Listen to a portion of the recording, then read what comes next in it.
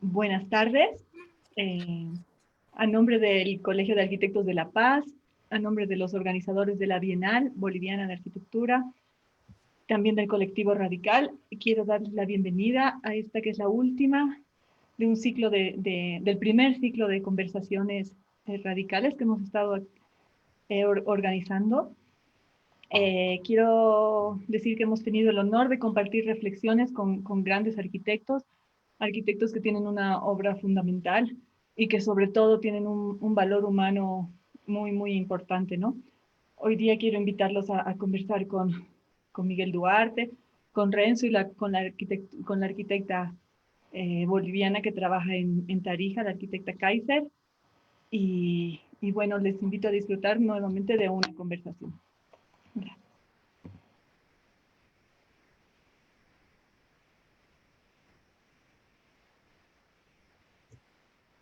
Bueno, bienvenidos otra vez a Conversaciones Reales, aquí en esta sesión de conversatorios sobre la Bienal de Arquitectura Boliviana. Nuestra presentación es la siguiente. La coyuntura actual ha dado muchas incertidumbres sobre lo que pasará luego. A esta altura, es evidente que la pandemia no solo es una crisis sanitaria, sino hecho total social que involucra a la totalidad de los actores. Nos obliga a repensar todo lo que estamos haciendo y preguntarnos cómo será nuestra normalidad, porque la normalidad antigua no es posible en estas nuevas circunstancias. ¿Cómo podemos referirnos como ciudad y sociedad? Es importante hacer las preguntas correctas para atacar a los problemas que nos parecen muy necesarios para continuar. A continuación les presentaré a los arquitectos que van a exponer este. Primero tenemos a Miguel Duarte de Paraguay. Él es fundador del estudio TDA. Fue creado como un espacio donde se exploran diversas escalas del conocimiento a partir de lectura encabezada por su persona. Miguel Duarte, Universidad Nacional de Asunción, Rojas, Universidad Nacional de Asunción, junto a un equipo de colaboradores específicos. Desde lo profesional y académico con la docencia universitaria, la investigación y la experimentación como elementos primarios de su trabajo, los resultados que obtienen proponen soluciones renovadas a temas contemporáneos referidos a la ciudad, la densidad y planificación, la infraestructura, la habilidad y del diseño pertinente. Tiene representaciones internacionales en diferentes bienales. En 2019 formaron parte de los 14 equipos seleccionados para trabajar en la 6 BAU en Paraguay y a desarrollarse por primera vez en Asunción. TDA es miembro fundador del colectivo Acualta, con el cual colabora activamente. Continuamos con María Kaiser, Tarija. María Kaiser, nacida en 1952 en Alemania, realizó sus estudios de arquitectura en la Universidad Técnica TU Aachen y la Academia de Arte de Düsseldorf. Fue socio en el estudio de planificación Prof. Kasper Kleber Kaiser en Aachen, antes de llegar con su familia a Bolivia en el año 1984 y a Tarija en el año 1986. Se dedicó a las tecnologías tradicionales y a la construcción con tierra. Trabajó en las comunidades dentro del proyecto Mejoramiento de Viviendas por Plan Internacional en Tarija. En los años 88 y 89 y 94-96 tuvo experiencia profesional en Cardiff, Gales, Britania, Kiel, Alemania. Al regresar a Bolivia fue cofundador de la carrera de Arquitectura y Urbanismo de la Universidad Autónoma Juan Misael Saracho, y desde entonces es docente en materias de proyecto de grado, taller de Arquitectura 1 y Teoría de Arquitectura, con enfoque principal en la enseñanza sobre extensión universitaria. Actualmente lidera el estudio de Arquitectura y Planificación Kaiser, donde se realizan proyectos de carácter privado y público. Aquí una pequeña selección. Expositor en el Arquisur 2010, ponencia El lugar como fundamento del diseño arquitectónico sostenible. Conferencia en FLEA 2014, foro...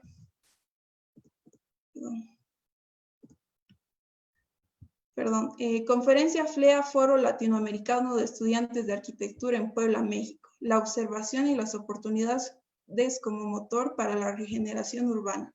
Tallerista en el mismo evento.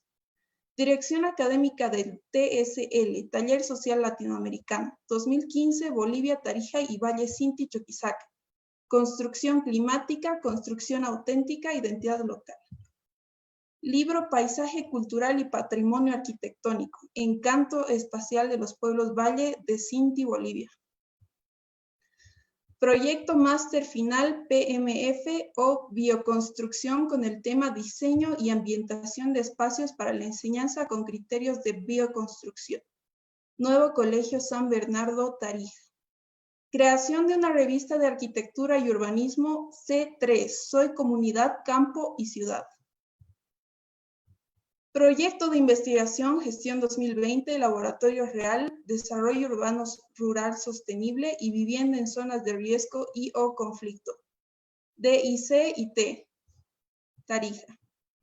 Finalmente tenemos al arquitecto Renzo Borja Godoy, él es de La Paz, Bolivia, es arquitecto, fotógrafo y diseñador gráfico.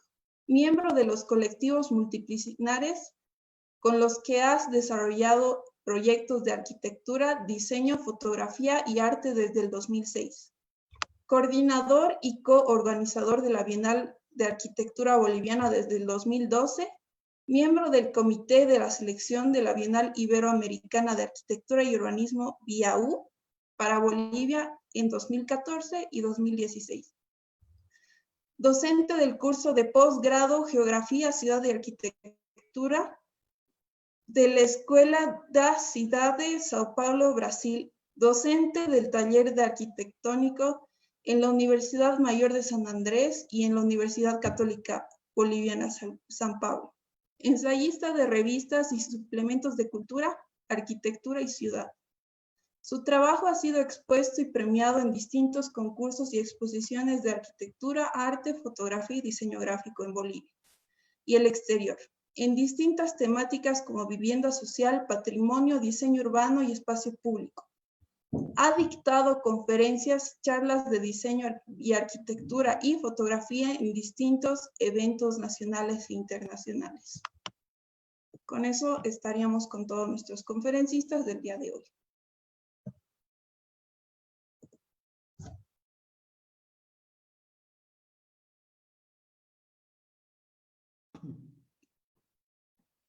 Renzo, tu micrófono está apagado. Ahora sí, buenas tardes a todos, María y Miguel, y buenas tardes también a los organizadores y a todos los que nos miran. Si me permiten un poco para empezar a comentar algunas cosas, de principio me parece que es una experiencia siempre buena compartir ideas y conversaciones que son útiles, no solamente como arquitectos y a toda la gente que nos mira, que seguramente la gran mayoría son arquitectos, sino como personas que estamos siendo unificados por la situación que nos toca vivir, que todavía es incierta, que todavía es difícil de procesar, que está todavía en una interrogante sobre qué cosas pasarán y demás. Entonces me parece súper interesante compartir ideas. Si te parece, María, podríamos empezar con algunas de las ideas que habías estado pensando y sobre eso nosotros vamos complementándote. ¿Les parece? Buenas tardes a todos, muchos saludos desde Tarija, Bolivia. En una reunión anterior se me ha asignado el rol de estimular de alguna manera esta conversación y para ello voy a describir brevemente 4 escenarios y formular una pregunta hacia cada uno de ellos. Una pregunta que quiere provocar reflexión y que pueda abrir un debate, no solo en este ambiente virtual, sino también con todos ustedes que nos están escuchando. Bueno, el primer escenario. Todos habitamos el territorio, la comunidad rural y la comunidad urbana. En la zona rural y en la zona urbana, el paisaje natural nos brinda elementos vitales como agua, aire, oxígeno y luz, y el paisaje natural con sus riquezas en flora y fauna, bosques y ríos, es una fuente de respiración para nuestras vidas plagadas de tantas cosas materiales, artificiales. Las culturas andinas perciben su existencia dentro de la unidad de lo físico material y el universo. Y cada elemento de esta unidad dispone de los mismos valores que la unidad en sí. No conoce aislamiento ni separación. Hoy el territorio se encuentra explotado, maltratado, dominado, ocupado e ignorado por las actitudes egoístas y interesadas de muchas personas y de la ciudad expansiva en sí. Aquí voy a citar una mujer indígena. Ella dice: no soy dueña de la tierra, soy parte de la tierra. Esta expresión induce la primera pregunta. ¿No deberíamos empezar a ser más parte de la tierra y menos dueño de la tierra?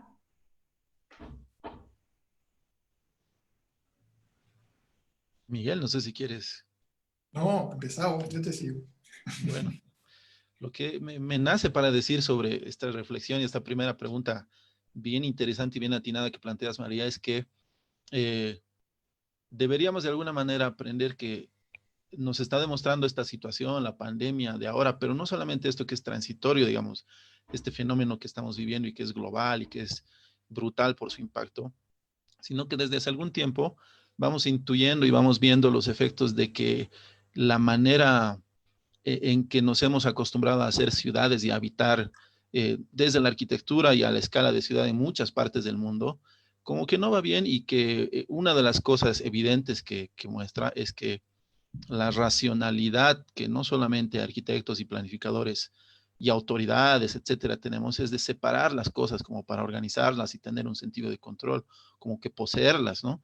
Y es diferente radicalmente de esta manera que expresas de la visión que tiene esta persona indígena, de que todo es una misma cosa, de que todo es parte interrelacionada, pero eso de pronto termina siendo una manera compleja de ver el mundo, y si algo negativo creo yo que ha hecho la racionalidad del progreso es tratar de simplificar la realidad, tratar de, en ese afán de simplificar para tener control, separar las cosas, y eso implica que en la ciudad nos hemos animado a organizar la ciudad con una visión muy funcional a veces, y pese a que tiene cierta y mucho valor esa noción de organizar la ciudad, que es parte de nuestra esencia disciplinar, de pronto eso nos ha traído muchos problemas. De hecho, este efecto como tal del coronavirus y de la pandemia, y el que ahora tengamos que responder con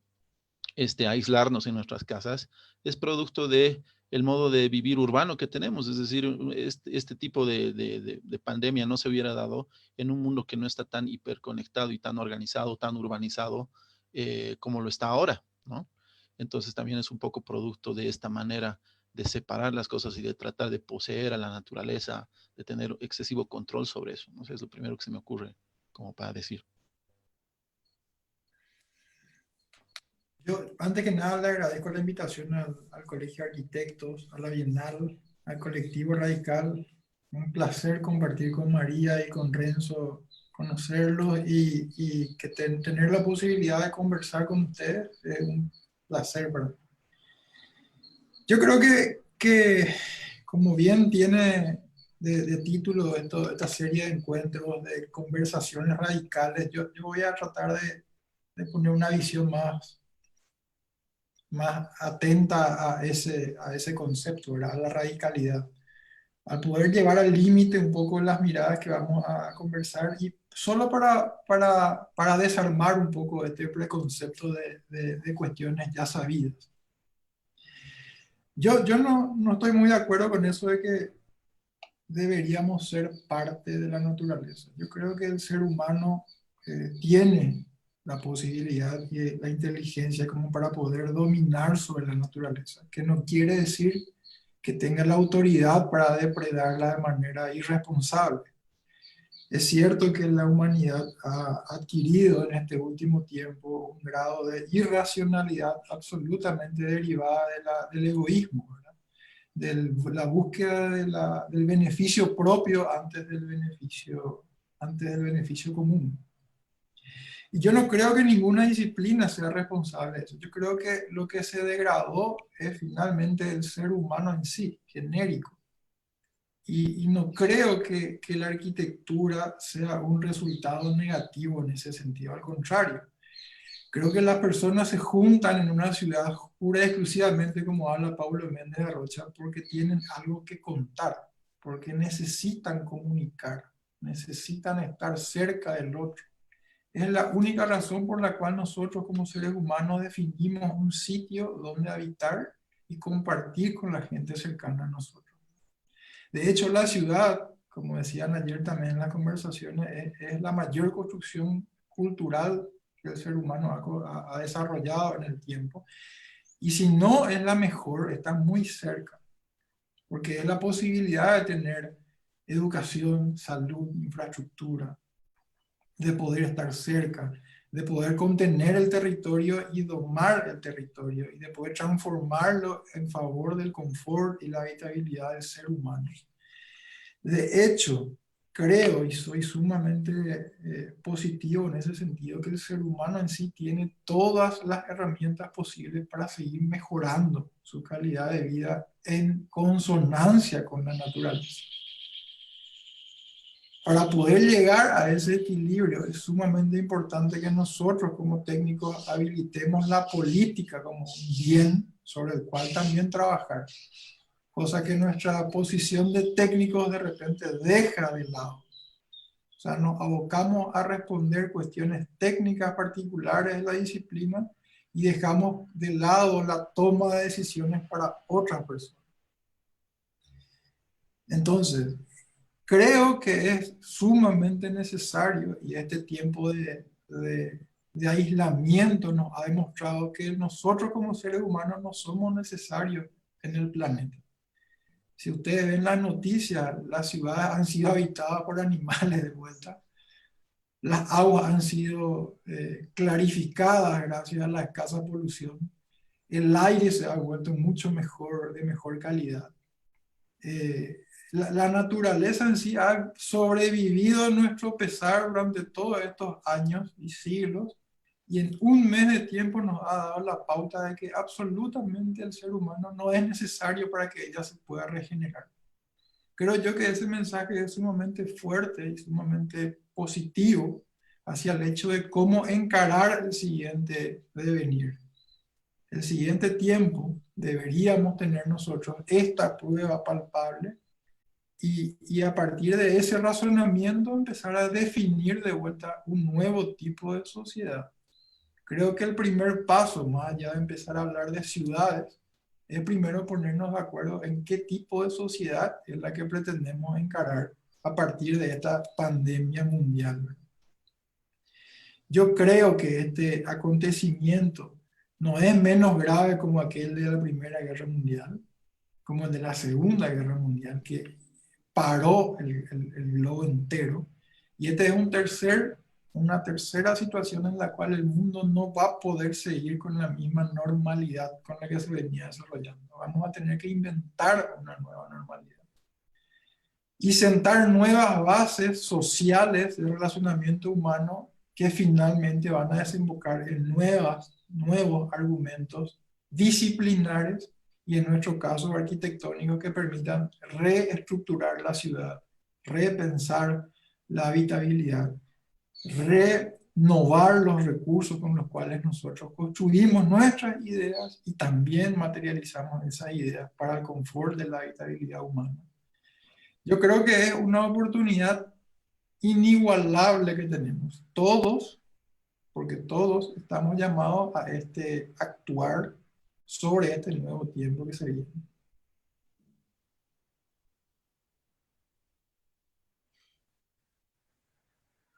Un poco pensando en esto que describes,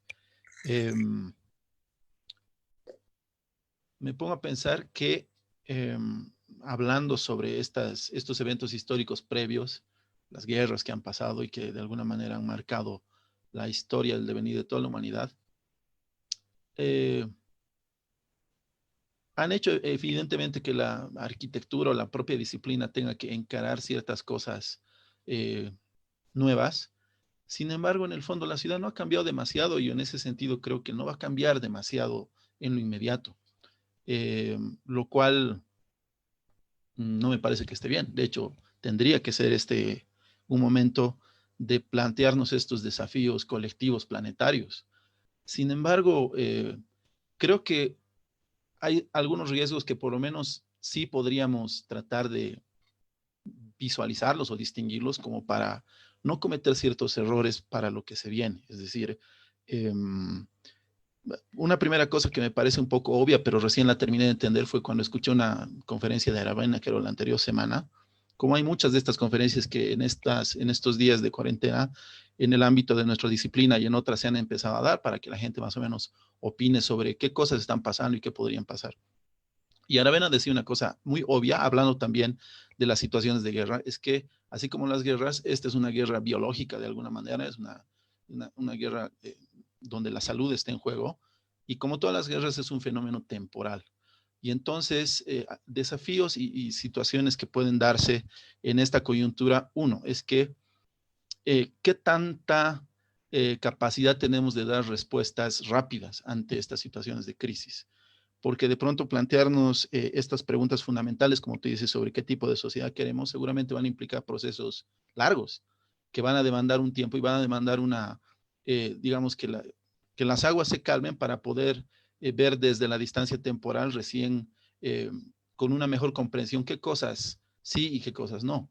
Pero ahorita estamos en medio del lío y entonces parece que lo primero es saber qué capacidad tenemos de respuestas rápidas. Y ahí sí de pronto la arquitectura tiene cosas importantes que podríamos aportar, que por ahí no siempre se hacen o no se están haciendo, pero hay algunas iniciativas interesantes. Me parece que esa es una cosa. Y la segunda, que la pongo también en la mesa, si quieren la comentamos durante la charla, es que me preocupa mucho que una de las cosas que está quedando como marcada producto de esta cuarentena es que vamos a terminar todos como con agorafobia, es decir, con un terror al espacio de afuera o al espacio de la ciudad, justamente porque sabemos que, y por todo lo que nos rodea y nos bombardean las redes sociales, los medios de comunicación, etcétera, de que el único espacio seguro es nuestra casa, porque, y de hecho Aravena también así lo dice, que la vacuna en esta guerra biológica de alguna manera que estamos viviendo es la casa.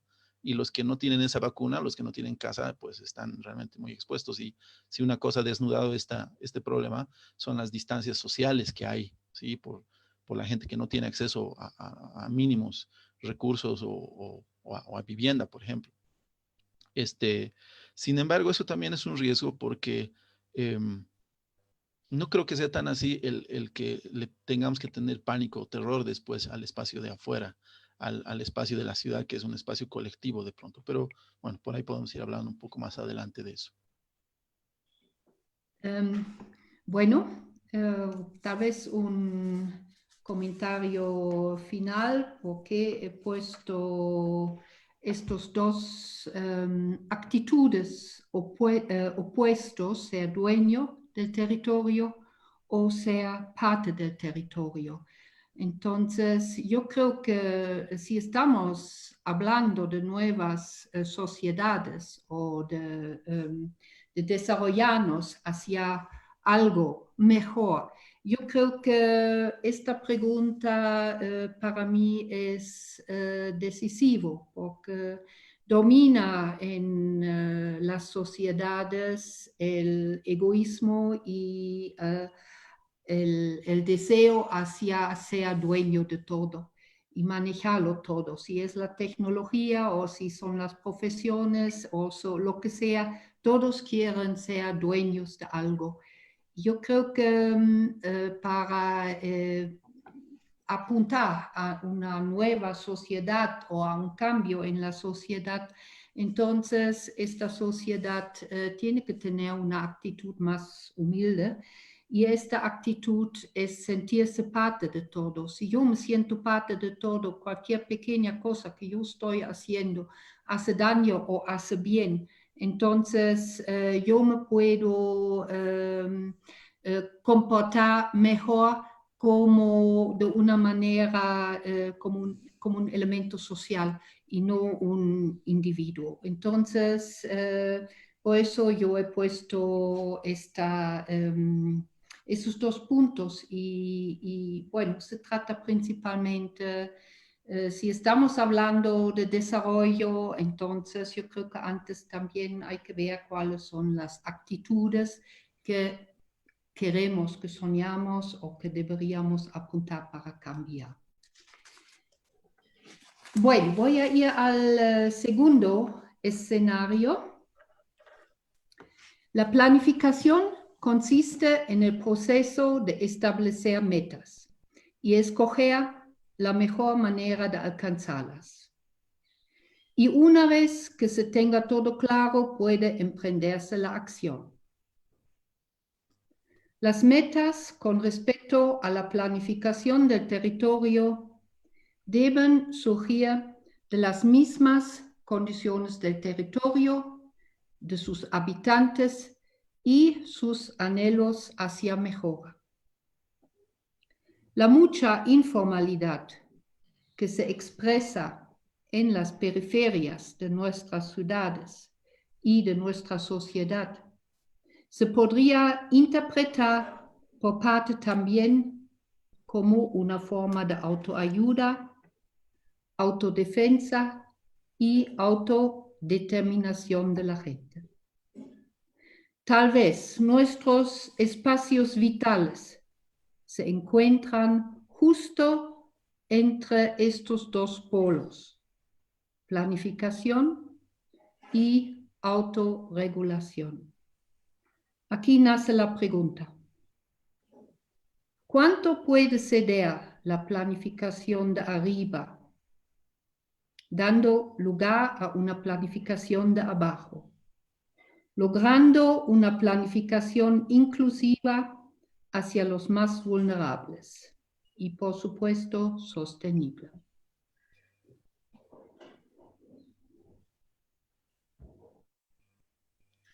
Yo creo que partiendo de la base de esta situación, de la aparición de esta enfermedad dentro de una sociedad aparentemente planificada, pongamos como ejemplo Estados Unidos, en donde tienen una trayectoria de poder estar preparados para las peores catástrofes, huracanes, terremotos, atentados. Y aún a una sociedad tan disciplinada y tan organizada, esta condición la puso de cabeza. Estados Unidos es uno de los países que tiene mayor índice de contagio y mayor índice de muertes, incluso superando a China.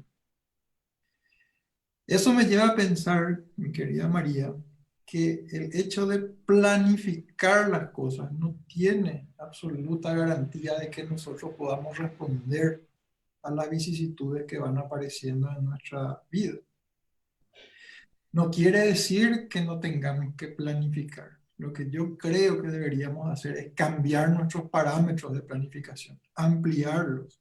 No solamente regirnos por nuestras disciplinas particulares, sino que entender de que los arquitectos particularmente somos una pieza muy pequeña dentro del gran engranaje de la sociedad. Entonces esa planificación, hablando de habitación, de sectores organizados en las ciudades y periferias o desorganizadas dentro de la sociedad, creo que es una manera de segregación. Creo que no estamos aún entendiendo el problema, ¿verdad? no es un problema urbanístico, no es un problema constructivo, no es ni siquiera un problema conceptual, es un problema social. Sigue siendo un problema de fondo social, de que nosotros como sociedad estamos fallando al momento de creer que los que viven en la ciudad formales tienen más derechos que los que no pueden acceder a ella. Entonces creo que la planificación es fundamental. Ahora, esta planificación con la cual llegamos a este tiempo es a este momento insuficiente, por no decir inútil. Entonces, seguir basándonos en recetas que nos llevaron a estar en esta condición, creo que va a dar como resultado poca variable. Creo que deberíamos de plantear nuevas condiciones, nuevos territorios, nuevo piso sobre el cual establecer las bases de un nuevo acuerdo social que nos permita no anticiparnos a lo que va a venir, porque nos demuestra esta condición que es imposible. Si tenés todos los flancos cubiertos, todos los fondos previstos, aparece una cuestión nueva que desarma todo, que mata gente, que enferma gente, que nos obliga a aislarnos. Y de vuelta estamos como si fuésemos náufragos en medio del océano. Yo no tengo ninguna respuesta. Yo, de hecho, creo que todas estas consultas que vos estás haciendo lo que nos obligan es a pensar, que creo yo es el mejor regalo que nos da esta oportunidad. Estos 40 o 50 días que nos regaló el planeta, pese a tener un montón de muertes, es un regalo para pensar, para volver a plantear cómo hacer las cosas y de qué manera enfrentarnos unos a los otros en la construcción de una sociedad mejor. Es cierto, nos toca a nosotros la disciplina el enfrentar el hecho de cobijar a la gente, de actuar de manera rápida, como decía Renzo, pero yo no apelaría a ese sentido de la rapidez en cuanto a tiene que estar ya, sino a poder actuar desde el concepto. Nuestros problemas no son disciplinares, nuestros problemas son humanos. Y esos cambios van a tener que ser lentos y van a tener que durar mucho tiempo para que puedan ser efectivos. Ningún cambio radical se hace del día a la noche. Y yo creo, vuelvo a insistir, que debemos planificar, tenés razón, pero no con estas reglas. Deberíamos de plantear nuevas condiciones sobre las cuales planificar el futuro que pensamos que ni siquiera lo vamos a disfrutar nosotros. Deberíamos de pensarlo para nuestros hijos y para nuestros nietos. Tal vez nosotros somos solamente el puntapié inicial de esta nueva sociedad. Ojalá, y tengo la esperanza de que pueda ser eso. A mí me parece bien interesante. Me haces pensar en una cosa que estaba leyendo hace poco, de que el urbanismo y la planificación, básicamente la esencia que tienen estas nuestras disciplinas, uno es operar en lo abstracto, por la escala a la que se mueven, especialmente la planificación, que todo lo miran en cifras o en mapas, pero que no tienen, digamos, una humanidad en el sentido de la aproximación de escala. Y dos, que en esencia lo que buscan es ordenar lo que está desordenado, de alguna manera, estructurarlo, etc. Y si bien en esencia eso es correcto y es necesario porque no podemos operar sencillamente en medio del caos porque sí, estoy un poco de acuerdo con lo que planteabas, María, de tratar de lograr un punto intermedio entre, digamos, la planificación que tiene una racionalidad y que se apoya en esta noción y en este afán de ordenar y de más que deseo de anticiparse más allá, que eso es imposible, ahí sí estoy de acuerdo con Miguel. Pero me parece que el error principal ahí es que es una lógica binaria, tanto de la planificación y del urbanismo convencional, que de alguna manera es el que ha producido las ciudades que ahora están colapsadas en sociedades como las que dice Miguel, incluso de primer mundo, y eso nos demuestra que ese modelo pues no va, no debería seguir así como está. Y me hace pensar que esa lógica binaria de que formal, informal, y entonces hay que formalizar lo que es informal, siempre va a provocar unas rigideces que en la vida real no pasan. Yo creo que una cosa que cuesta aceptar, pero me parece que es importante hacer, es entender que la complejidad de la vida es totalmente caótica, desordenada, y deberíamos incorporar esta noción de lo indeterminado, de lo que es contradictorio, de lo que es complejo, de lo que pasa en la vida como tal y que a veces provoca situaciones de emergencia sanitaria como la que estamos viviendo, pero que es una etapa más de cosas que se van sucediendo y que van pasando y que son transitorias. Les comento lo que me parecía más importante de comentar en esta charla y de algunas ideas justamente sobre esto de planificación que hablabas y de que pones sobre la mesa, a las que he llegado por algunos de los ejercicios que estamos haciendo justamente ahora con mis estudiantes en la universidad, y nos estamos dedicando un poco a hacer el diseño de mercados móviles, porque hemos visto que eso es una de las necesidades obvias que está permitiendo que las distintas zonas y las distintas personas se abastezcan.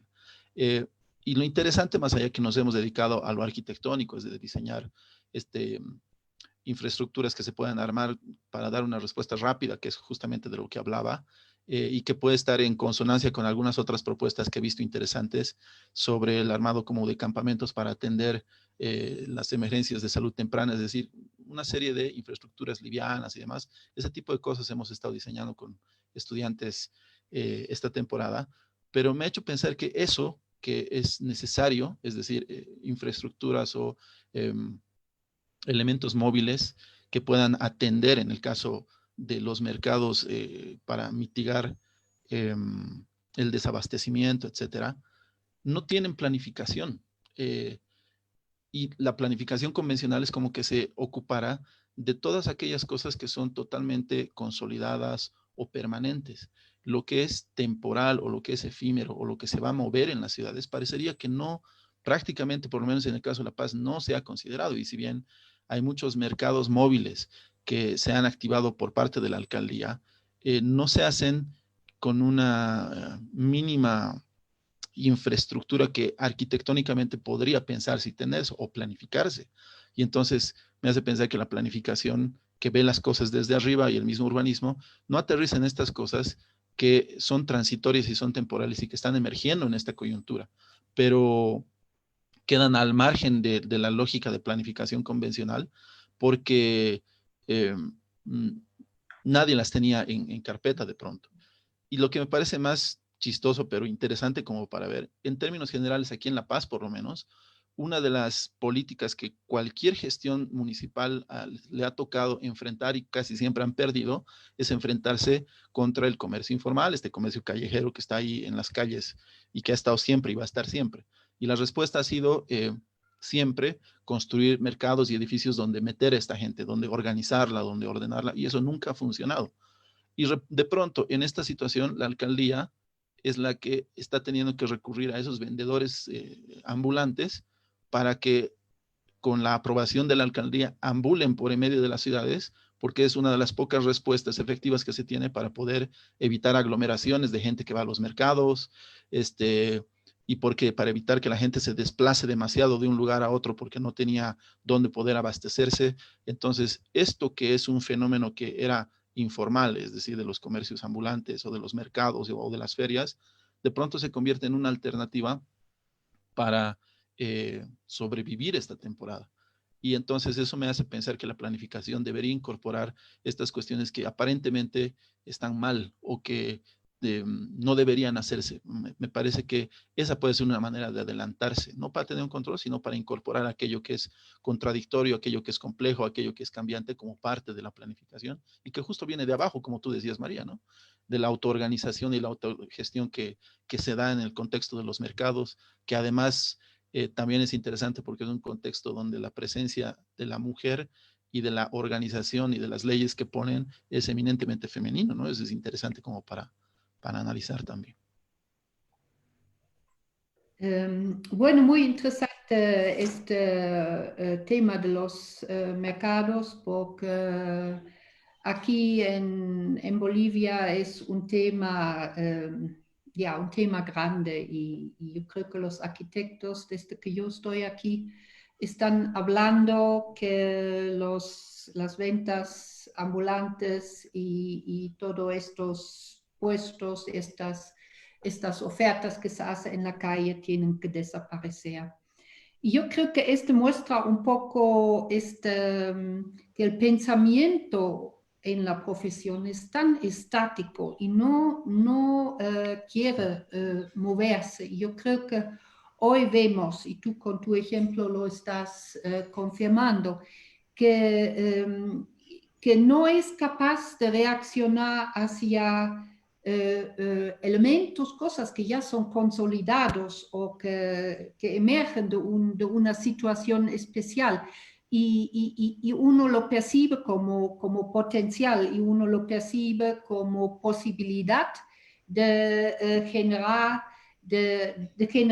algo nuevo y algo diferente. Y bueno, yo creo que indica que realmente la planificación tal cual como se ejecuta por el momento desde arriba tiene que ceder partes y tiene que abrirse hacia estos elementos que vienen de abajo, que ya son experiencias, que ya que tienen algo concreto, que tienen algo sólido también. Entonces, bueno, yo pienso que en este sentido es un desafío, porque desde arriba lo estamos viendo también en esta situación, no se puede solucionar nada. Y en realidad la vida no es así tan idealmente ordenado como un plan ideal. La vida es caótico, la ciudad es caótico y bueno, hay que hacerlo habitable y hay que compartir y hay que crear cosas nuevas, cosas diferentes y aprovechar de ellos. Bueno, el tercer escenario. Los espacios públicos son los huecos en el tejido urbano que recién hacen posible la comunicación, la interacción y la convivencia de los habitantes. Todos tenemos derecho de usarlos, de disfrutarlos y de participar y expresarnos en ellos. Pero también tenemos la obligación de respetar y cuidarlos. La ciudad de hoy es agresivo porque sus espacios públicos están dominados por intereses privados que ven en el predio urbano netamente un objeto de especulación lucrativa.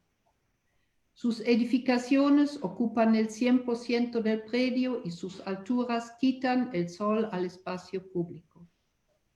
Todos los pisos son sellados y no permiten captar el agua de la lluvia para así refrescar la ciudad en la noche. Los vehículos ocupan y contaminan al espacio. La salud física y mental del peatón está en permanente riesgo. Aquí viene la pregunta.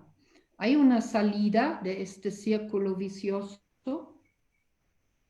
¿Se pueden usar ideas para empezar a enfrentar esta situación desde las diferentes profesiones, desde la enseñanza, desde la investigación, desde la tecnología y desde un sentido común sano?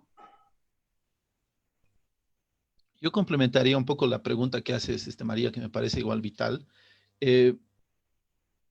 planteando la idea de que, a ver, ¿cuál es la escala para poder combatir esta situación? Y la escala a nivel de habitar, cómo habitamos en colectividad. Y lanzo esa pregunta porque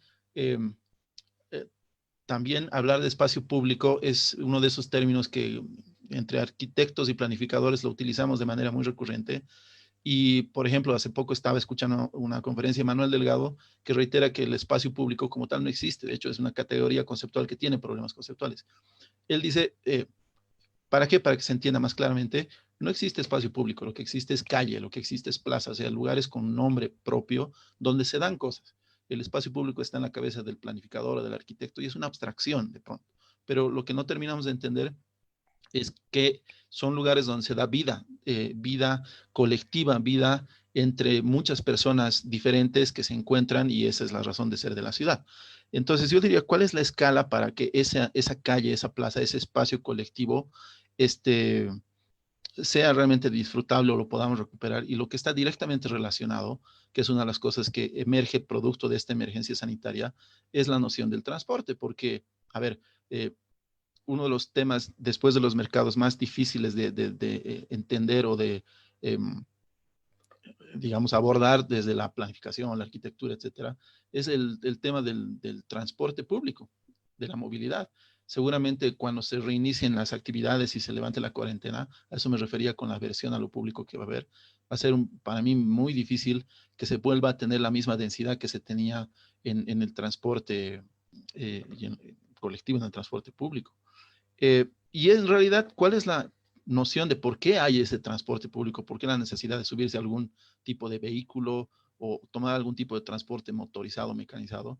Porque la ciudad en general está armada para que tengamos que desplazarnos, para ir de donde vivo a donde trabajo, o de donde vivo a donde tengo que pagar mis cosas, de donde vivo a donde tengo que abastecerme. Entonces, por eso es que me parece que la pregunta clave es, ¿qué escala? ¿A qué escala podemos tratar de reducir la menor cantidad de desplazamientos para que podamos recuperar un espacio donde podamos conseguir las cosas a pie relativamente cercas? De hecho, es una noción que se viene planteando desde distintos pensadores, arquitectos, etcétera, esto de las ciudades de los 15 minutos o que tengamos una escala de barrio. De hecho, me parece importante también mencionar una diferencia que estos días se ha convertido como en un errorcito que podemos caer todos, es una trampa en la que podemos caer si es que no nos damos cuenta. Es decir, se está hablando mucho del distanciamiento social como medida de prevención de los contagios y de precaución para no enfermarnos. Pero en realidad lo que debería haber es un distanciamiento físico o espacial, no social. Las distancias sociales que tienen ya las ciudades justamente son las que hacen que haya lugares que sí se puedan permitir el quedarse en casa porque la gente vive en entornos mínimamente confortables y con acceso a internet y otros servicios, y entonces lo pueden hacer, y hay otros lugares de la ciudad donde no. Ahí hay unas distancias sociales que son inequitativas, etcétera. Entonces, más bien debería haber una distancia espacial que sí debemos respetar y, digamos, reducir las distancias para no tener que desplazarnos para poder vivir y tener acceso a muchas cosas. Me parece, por ejemplo, que es un buen momento como para recuperar algunas de las ideas que planteaba hace ya mucho tiempo Jane Jacobs, por ejemplo, que hablaba de esta idea de recuperar el barrio, el contacto de ese espacio público abstracto, pero que se llama calle, que se llama plaza, con otra gente donde me puedo encontrar un espacio que sea para compartir. Y eso tiene que ver con reorganizar la ciudad, que no tengamos que desplazarnos demasiado para poder tener lo mínimo necesario o lo que nos haga vivir bien de pronto en la proximidad del lugar de donde vivimos. Nosotros hace un tiempo venimos trabajando desde la academia de la Universidad Nacional de Asunción con una guía metodológica del urbanismo ecosistémico, que es un documento desarrollado por un biólogo llamado Salvador Rueda. Y lo que él plantea es la reconversión de las ciudades, tal cual como las conocemos, en supermanzanas, en pedazos de ciudades de 400 por 400, en donde la circulación vehicular se da perimetralmente y todo lo que significa calle, acera, espacios que hoy están ocupados por los vehículos, se vuelvan absolutamente humanos. Entonces, todos estos conceptos están siendo planificados desde la biología. No es arquitecto, ni urbanista, ni planificador urbano, es un biólogo que desde su laboratorio aglutina a un montón de transdisciplinas que le permiten sostener el concepto biológico de ciudad. Entonces, es posible que el nuevo espacio social, ¿no? Espacio público, espacio social, se pueda desarrollar en las ciudades contemporáneas. Es posible. ¿Es necesario que transformemos y rompamos todas las ciudades? No, no es necesario. Sobre las mismas ciudades que habitamos hoy conceptualmente, con el espacio privado, la acera y la calle, perfectamente podemos construir una nueva manera de entender la ciudad desde la habitabilidad, desde la manera en la cual habitamos y usamos el espacio, no desde sus rótulos y sus títulos. Esto hasta acá es una acera y en la acera o podés caminar o podés vender cosas. Esa es la manera anterior de concebir la ciudad, desde un escritorio, desde un plano urbano a escala 5000. Pero en realidad la vida no se desarrolla a escala 1-5000, se desarrolla a escala peatón, a escala humana, a escala niño, a escala anciano. Entonces, yo creo que la recuperación, y sobre todo es interesante lo que plantea Salvador Rueda, no solo porque lo plantea desde la teoría, sino también lo está llevando a cabo. Barcelona en un tiempo más va a inaugurar su primera supermanzana, en un ejercicio práctico de rehabilitar las ciudades con un nuevo, no un nuevo concepto, con un concepto muchísimo más razonado y equilibrado, porque replantea un multiuso de funciones, redefine el transporte, plantea la mayor cantidad de absorción de agua y lluvia, la pertinencia de la aparición de huertas urbanas, la multidisciplinariedad de espacios de planta, o sea, no solamente son viviendas, no solamente son oficinas, no solamente son comercios. Eso que vos estabas planteando, Renzo, la posibilidad de que vos puedas desarrollar tu vida cotidiana en un radio de 400 metros, que lo puedas caminar en 1 hora. Todos esos conceptos permiten que el espacio público, tal cual lo entendemos hoy, el residuo de lo que queda del privado, pase a tener otra significación. Pase a ser lo anecdotario el espacio privado, y lo que potencia la aparición de ese espacio privado es el lugar público. Yo creo que ese cambio de paradigma es el que deberíamos perseguir, porque es el que nos permite volver a reencontrarnos como humanos, no volver a incidir de manera técnica sobre la sociedad, de decir, de acá hasta acá es espacio privado, de acá hasta acá es espacio público, porque así como lo decía María, la vida no es ordenada, no hay límites claros. Lamentablemente se entremezclan las situaciones.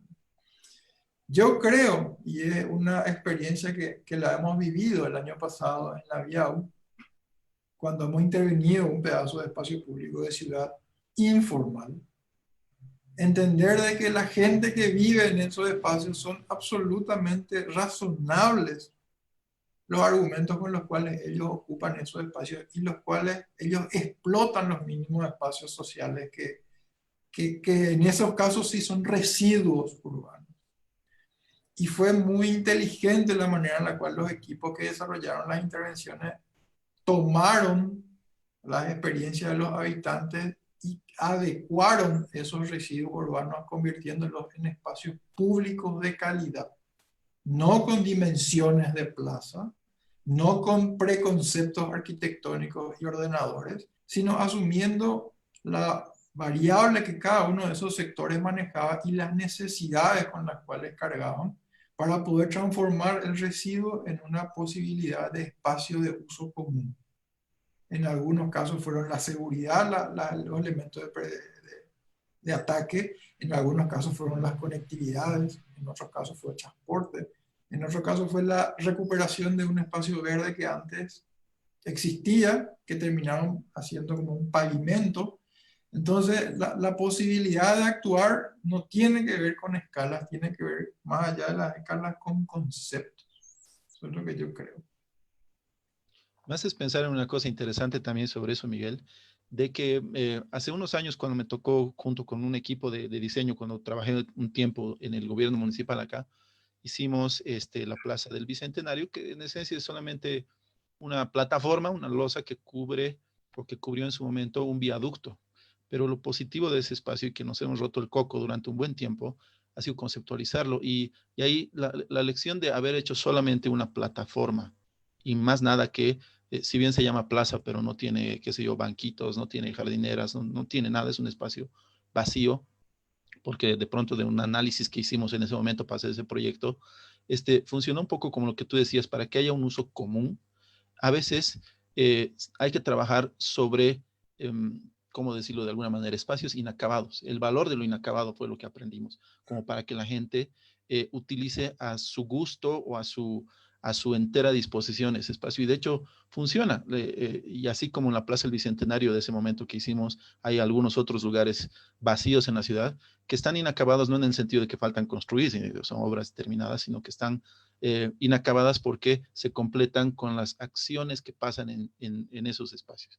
A veces son ferias, esta temporada justamente hay mercados móviles que se arman ahí, a veces cuando teníamos la normalidad, entre comillas, habían casi todos los días conciertos u otro tipo de eventos.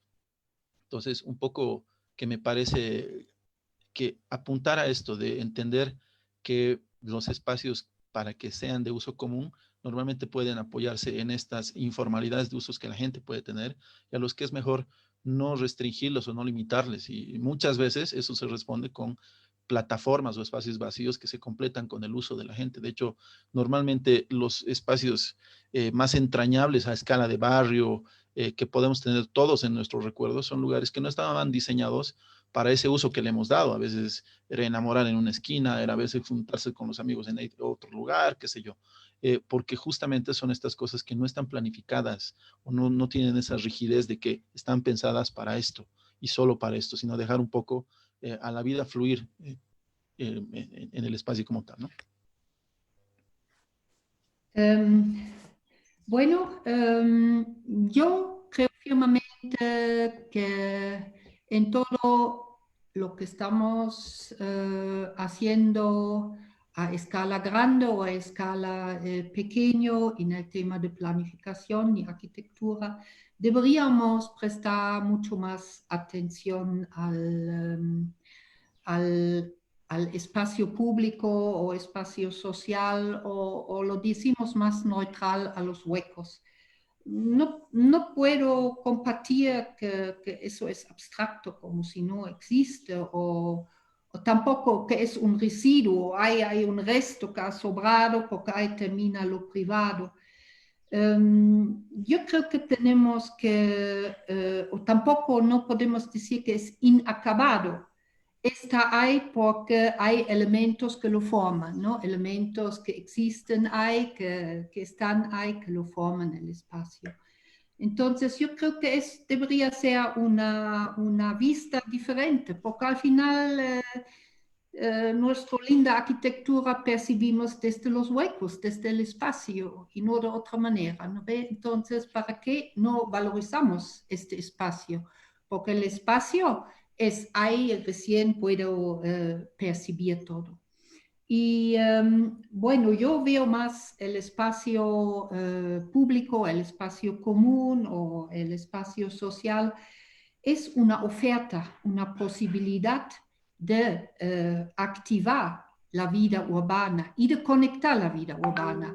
Y lo veo más que todo a una escala más grande como venas de una ciudad que conecta barrios y todos los elementos urbanos. Pienso que esta oferta o esta posibilidad que viene también de una tradición en Tarija, me están comentando que antes que se ha asfaltado las calles, la gente en la mañana lo primero que hacía era abrir su puerta, poner una piedra ahí Y así la gente se comunicaba mediante la vía afuera, había una silla, se sentaban, se charlaban, es decir, este era un espacio común, compartido, un espacio de comunicación y no había un límite fuerte definido entre lo privado y lo público, sino una opción de vincularse, una opción de comunicación. Yo creo que son valores que enriquecen la vida de la ciudad, donde más y más nos aislamos y nos separamos de nuestro vecino. En este sentido, yo creo que deberían, en la visión de nosotros, los arquitectos aquí, jugar un rol mucho más importante.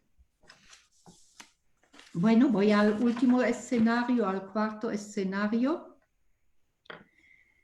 La vivienda como microcélula del hábitat y el hábitat como parte integral del territorio tiene una existencia real muy pobre, en el sentido de ser considerado como poco complejo, reduciendo así la existencia de las personas a un mínimo funcional de comer y dormir. La dignidad de las personas es intocable. El hecho de ser tal vez marginado, excluido y o sea de pocos recursos no debe tocar la dignidad. La resiliencia es la capacidad de los seres humanos de adaptarse positivamente a situaciones adversas. El cambio climático y la pandemia ponen a todos en situaciones nuevas, no conocidas. Aquí surge la necesidad de las sociedades y las comunidades urbanas y rurales de desarrollar resiliencia para vencer situaciones difíciles y ser preparados para otros que vienen. La cohesión social es un indicador para la resiliencia. Aquí salen dos preguntas. ¿Qué rol juega la vivienda en el desarrollo de la resiliencia? Y cómo el desarrollo de nuevos modelos de vivienda puede justificarse económicamente.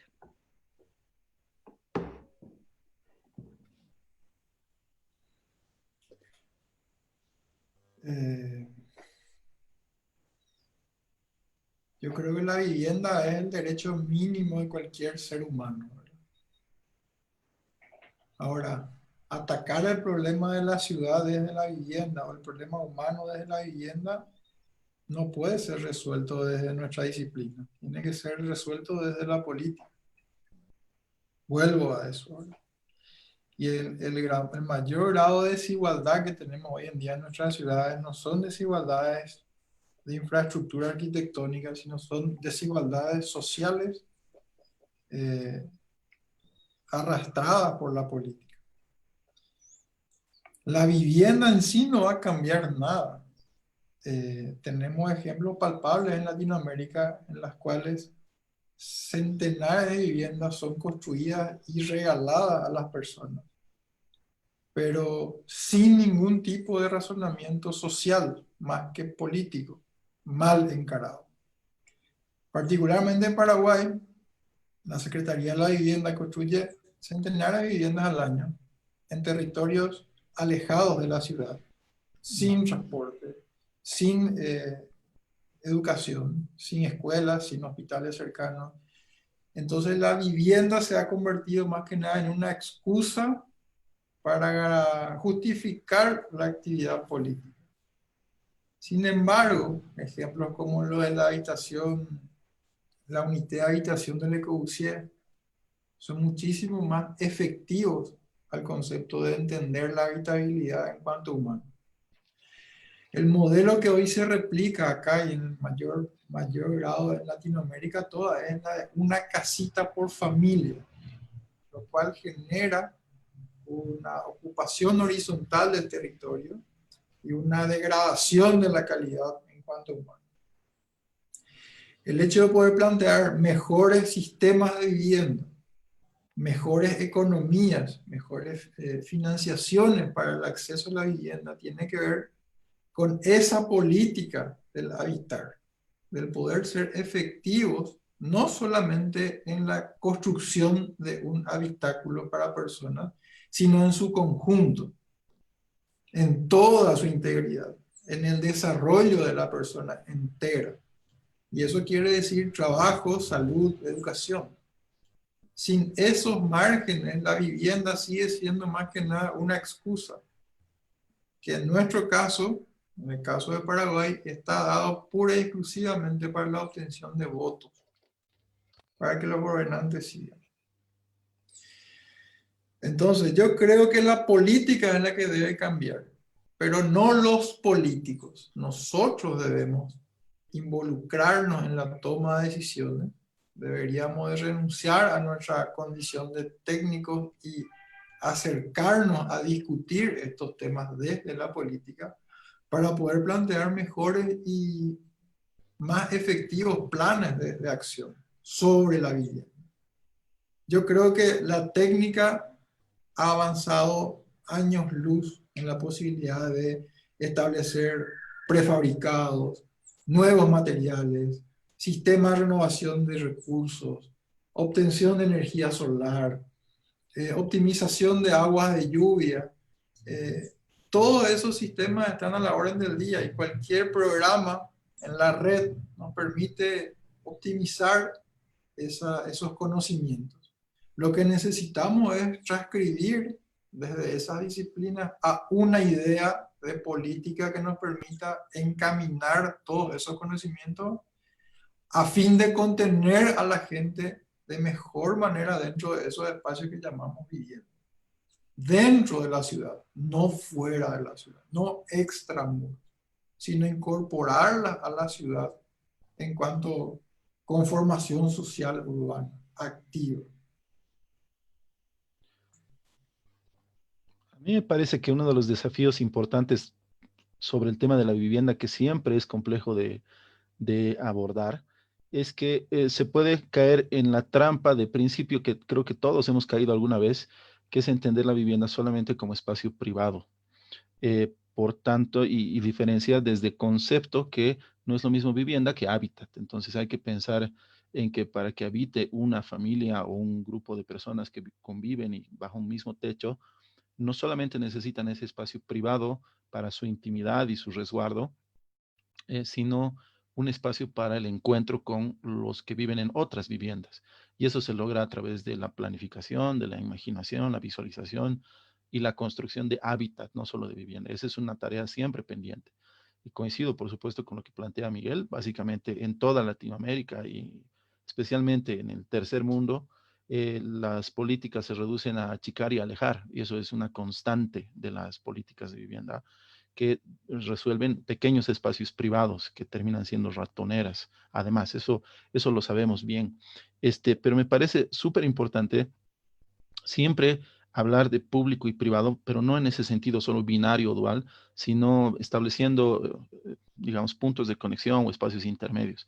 Porque una vivienda sin una posibilidad de interacción para percibir que somos vecinos de otras personas y que conformamos entre esas otras personas un barrio, un manzano, una calle, etcétera, es una reflexión que tenemos que hacerlo desde lo arquitectónico, ¿no? Porque viene a esa escala de la arquitectura. También un poco siempre pensar en esto de los espacios colectivos para complementar a la vivienda, porque un poco también para desmitificar esta idea que se está reforzando justamente con la emergencia sanitaria, de que el último refugio que tenemos es la vivienda, ¿sí?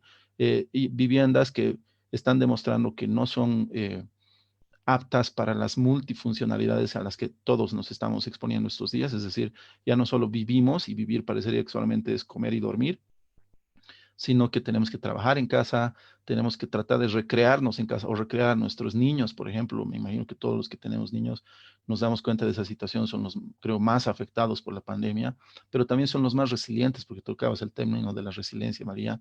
Y me parece que la mejor manera de aprender de la resiliencia es ver cómo los niños están afrontando esta limitación de no poder salir.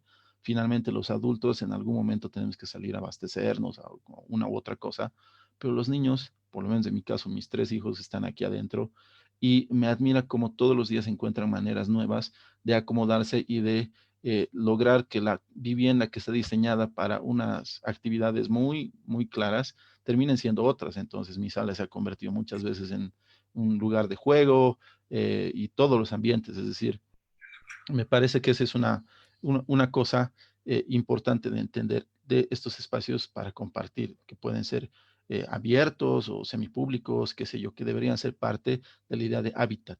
Y también para analizar en sentido crítico la idea misma de vivienda. De hecho, es alarmante, y eso me comentaba mi marida estos días, que también es arquitecta, que los índices de maltrato doméstico se han disparado porque la vivienda, por lo menos en Latinoamérica, creo sigue siendo un espacio patriarcal y donde muchísimas mujeres especialmente están sufriendo el hecho de tener que hacer muchísimas más actividades en casa.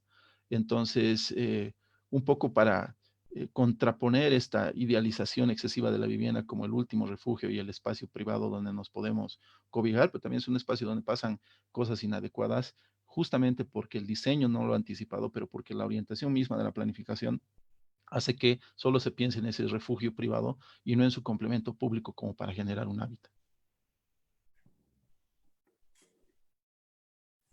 Bueno, yo creo que en este sentido, yo creo que es la tarea de los arquitectos de desarrollar nuevos modelos, de reflexionar sobre todas estas cosas que podemos observar en la realidad y lo que podemos aprender de la realidad, qué funciona, qué no funciona.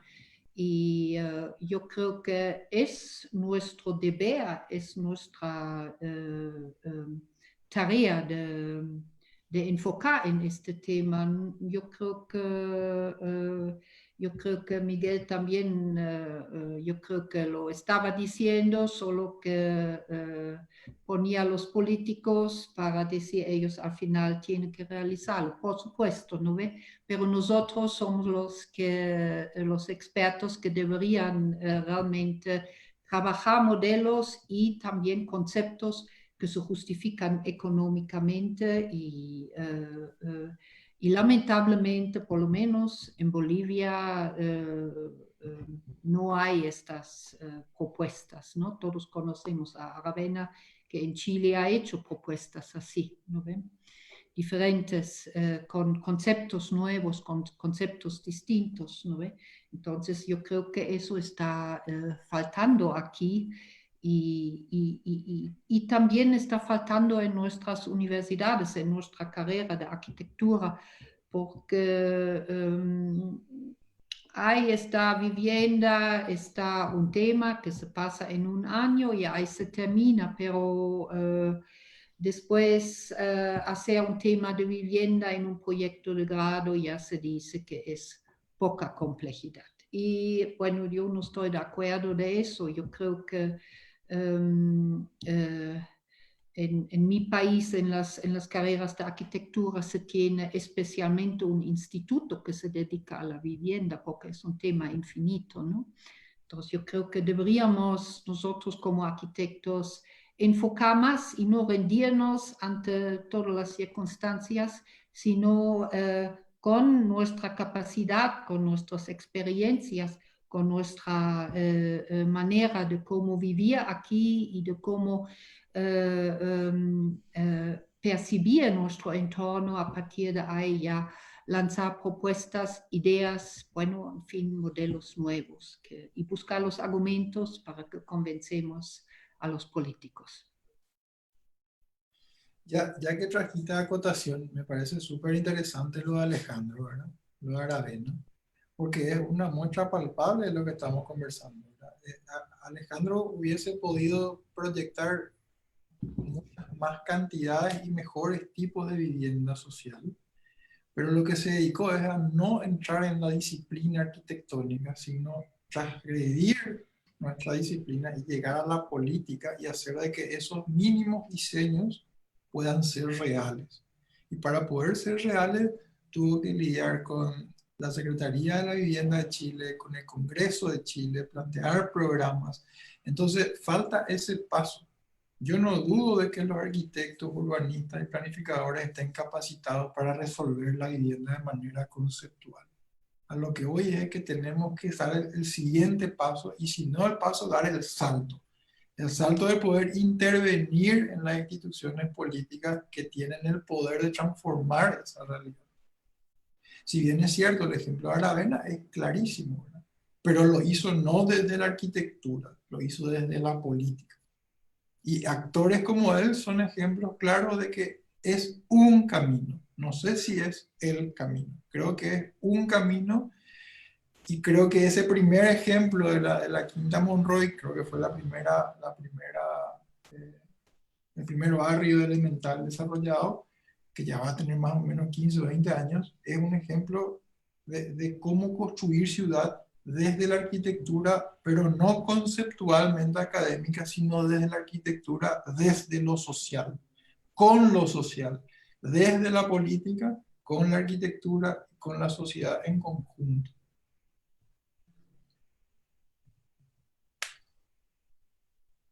También yo acotaría que me es un buen ejemplo el de Aravena para reiterar esta idea del inacabado, reitero, no literalmente como algo que no está terminado de construir, sino como la posibilidad de que la gente pueda personalizar y hacer suyos los espacios. Y en el caso de Aravena, literalmente pasa eso, es decir, las viviendas que tienen esta idea de lo incremental, eh, que todos los conocemos, construyen solamente la parte de pronto de los servicios para que la gente pueda ampliar en el momento que pueda y que lo necesite. Y como tú dices, María, es un buen ejemplo de alternativas de pensar. Seguramente hay varias otras, pero sí es importante ver también esta idea de lo público alrededor de las viviendas para que haya interacción y para que la gente tenga cierto control, de tal manera que el arquitecto no piense en un sentido tan rígido, ¿no? Creo que también es un buen ejemplo de eso. Bueno, pero el hecho que se puede incrementar estas viviendas es parte del concepto arquitectónico, no es parte de lo político, es primero también cómo vincula la vivienda con un espacio común, también es parte del concepto arquitectónico y la vivienda, lo social está dentro de la arquitectura, porque en el concepto arquitectónico ahí está lo social, las opciones que tiene, que tiene el que viva ahí, las opciones de cómo puede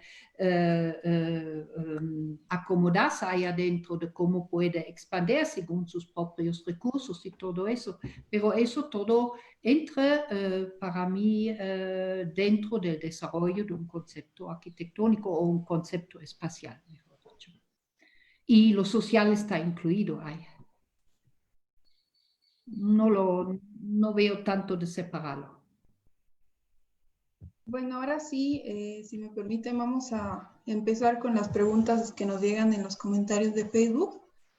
La primera pregunta es de Carmen Aparicio y es dirigida a Miguel. Miguel, en Paraguay, ¿están ya trabajando de alguna manera en este necesario cambio de paradigma? Particularmente desde la academia, sí. Nosotros estamos, la Universidad Nacional está desarrollando actividades de manera virtual, siguen las clases, y paralelamente lo que nosotros estamos planteando es justamente este cambio de paradigma, en el sentido de que la universidad no puede seguir dándose únicamente repitiendo estos mismos conceptos, cambiando solamente el medio. O sea, en vez de dar clases presenciales en la universidad, das las mismas clases virtuales por una computadora. Entonces estamos tratando de entender de que esta situación particular tiene que acarrear un cambio de paradigma desde la universidad, pero enfocado en la sociedad. Y en ese sentido también nuestro maestro Javier Corbalán particularmente está desarrollando una especie de cátedra abierta con Salvador Rueda, que habíamos comentado antes, planteando la primera supermanzana en la sociedad. Entonces, todas estas oportunidades que da el tiempo del aislamiento social, físico-social, está permitiendo que nosotros estemos activando de manera intensa en estas oportunidades de repensar las ciudades desde el actuar concreto, no desde una idealidad como podría ser un ejercicio para un estudiante, un ejercicio de semestre, sino desde la realidad. Y ahí es donde yo creo que el siguiente paso es fundamental, porque normalmente el arquitecto llega a un punto en el cual la idea está desarrollada y está como terminada y queda ahí. Y esperando de que alguien venga y nos pida esa carpeta desarrollada y vamos a desarrollarla, vamos a construirla, vamos a investigarla, vamos a pagarla, vamos a hacerla posible. Y creemos nosotros que esta condición del COVID lo que nos da es la posibilidad de poder hacer esas transformaciones activamente, nosotros mismos, a tal punto de que gran parte de los docentes y estudiantes han desarrollado espacios públicos de aislamiento para personas que están, por ejemplo, contagiadas con este virus. Entonces han aparecido, creo que 7 u 8 proyectos que permiten en diferentes escalas y en diferentes situaciones concebir espacios comunes que permitan que personas infectadas puedan salir de su vínculo familiar y estar aisladas en espacios preparados para ello. Son transformaciones mínimas, porque lo que aspiramos es a que estos primeros pasos desemboquen en ejemplos que permitan no una solución definitiva, sino un primer paso hacia una conversación, hacia poder hablar sobre la ciudad, hacia poder hablar sobre la sociedad que anhelamos y que esperamos. Y tal vez los resultados no van a ser instantáneos, tal vez los resultados ni siquiera van a aparecer, pero creemos que lo que es importante en este momento es poder reenfocar la mirada hacia esas particularidades y no seguir manteniendo las mismas conversaciones que teníamos antes, solo con un nuevo medio, el virtual. Bueno, pasamos ahora al siguiente comentario, que es de Pilar Prudencio, que dice, en la ciudad de La Paz se ha priorizado al vehículo y no al peatón. La gente no se apropia de las calles y están tan acostumbrados al paso de los autos que en esta cuarentena ha conseguido que la gente camine por su barrio.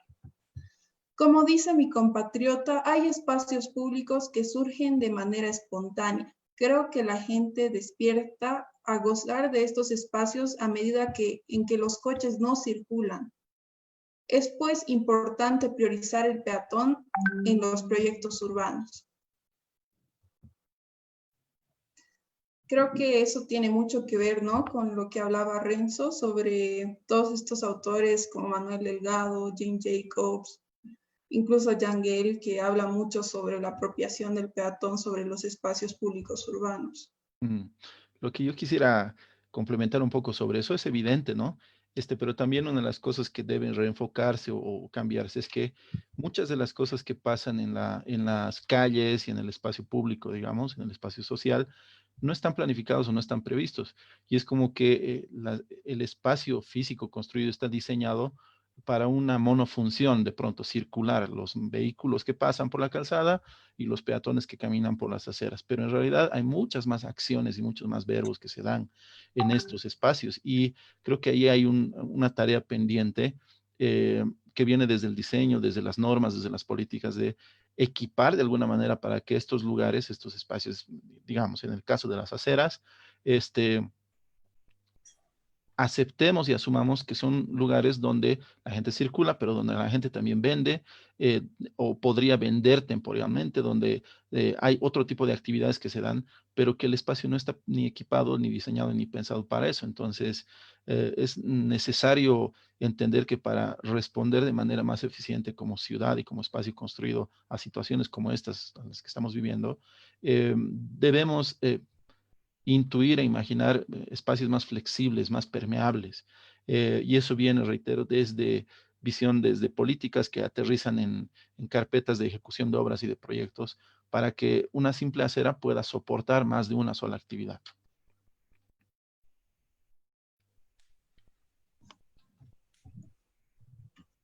Ya, entonces pasamos al siguiente comentario. Es de Lou Parrado y dice, el arquitecto no solo requiere dejar al técnico para cambiar hacia un ser político, sino principalmente social.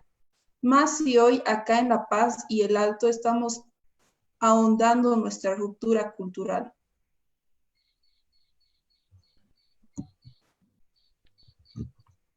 Y bueno, tenemos una pregunta para el arquitecto Renzo de Valeria Ticona Kisbert.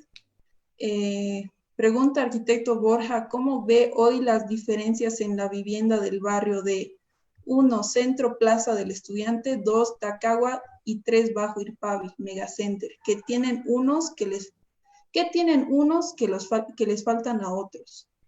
Bueno, lo evidente, ¿no? Es decir, está mencionando tres lugares muy distintos en la ciudad, no solo por la topografía, sino por, digamos, unas ciertas clases sociales que habitan estos lugares y son lugares totalmente diferentes y por tanto hacen evidentes la inequidad que cotidianamente experimentamos, que básicamente tiene que ver con incluso el tamaño de los lotes donde se construyen las viviendas. Y eso tiene que ver con que, especialmente en las áreas periféricas, qué sé yo, como Tacagua o no sé cuál otro lugar mencionaba. Bueno, para hacer el estudiante, que es muy céntrico, Bajo Irpavi, que es un lugar totalmente residencial, de las mejores zonas equipadas de la ciudad, mientras que en Tacagua haber sido un barrio que básicamente se ha ocupado de manera informal, a lo largo del tiempo se ha consolidado y se ha consolidado de manera improvisada. Eh, Más allá de que eso solamente ratifica que nuestro gobierno municipal, como muchos, lo que hace es siempre estar tratando de regularizar la realidad y hacer planimetrías, aprobando cosas que no deberían aprobarse en un momento, estas áreas que no funcionan bien porque han sido de pronto solamente tomadas.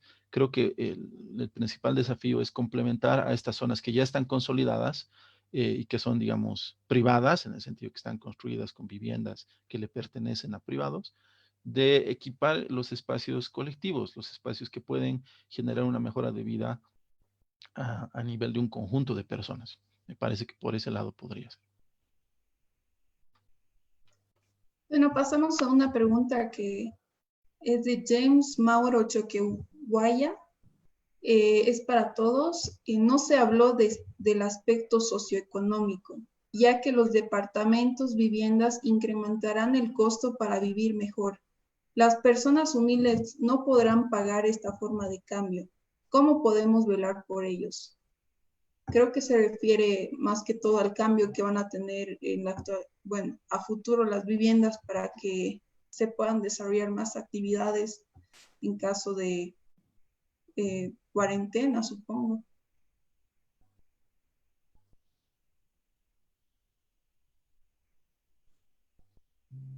Lo peor Bueno, que puede pasar es que Perdón, María, perdón, te eh, escuchamos.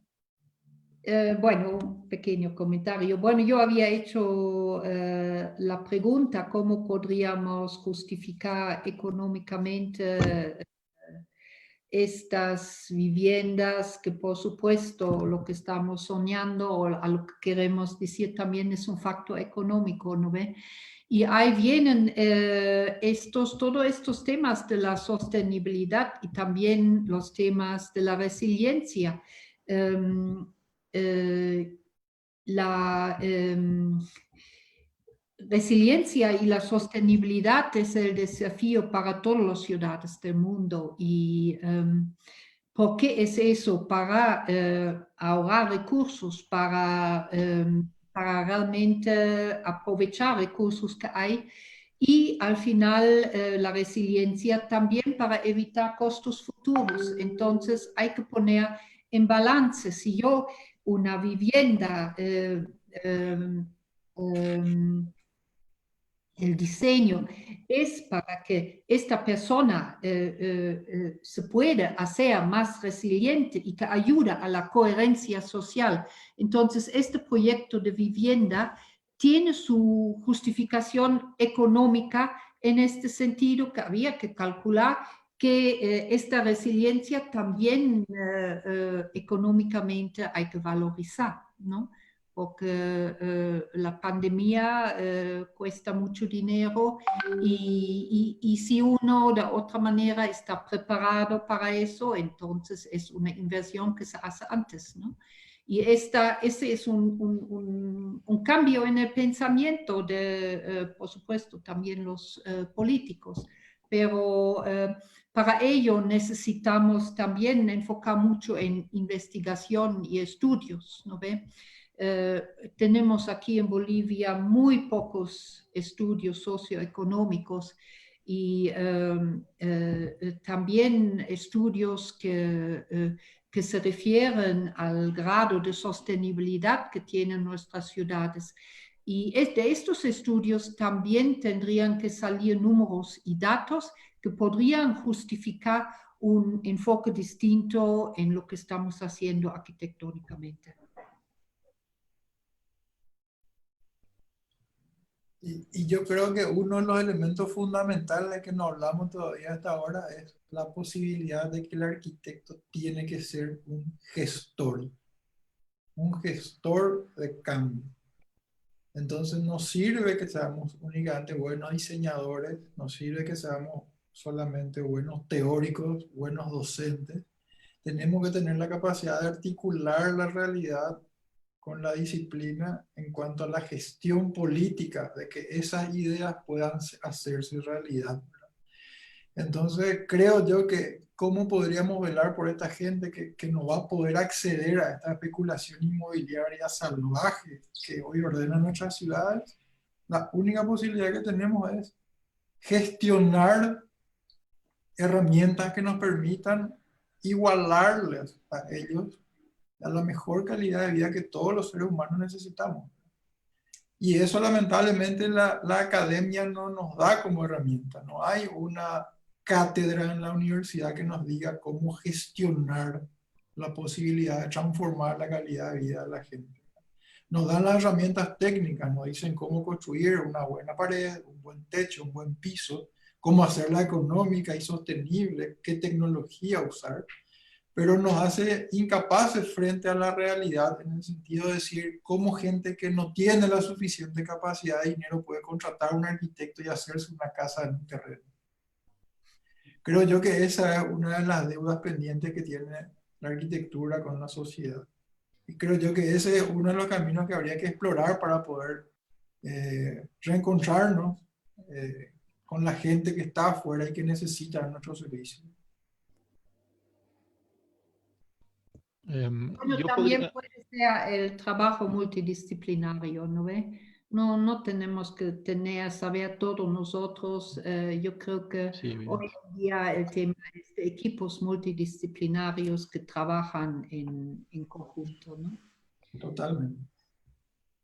Yo complementaría un poquito con que ya, además de la gestión, que sí es evidente que no se enseña, eso básicamente tendría que desarrollarse y que en la vida, en el ejercicio profesional nos ha tocado aprender un poco a la mala, seguramente a todos los profesionales, eh, pero desde la academia o desde la escala de diseño solamente, que es la que nos compete a los arquitectos en el tema de vivienda, creo que nos hace falta observar cómo la gente vive, porque, por ejemplo, volviendo a hablar de la importancia y la escala de barrio, muchas viviendas obtienen alguna posibilidad de tener un plus económico cuando incorporan alguna actividad comercial, sea una tiendita de barrio, sea cualquier actividad que también le puede generar ingreso.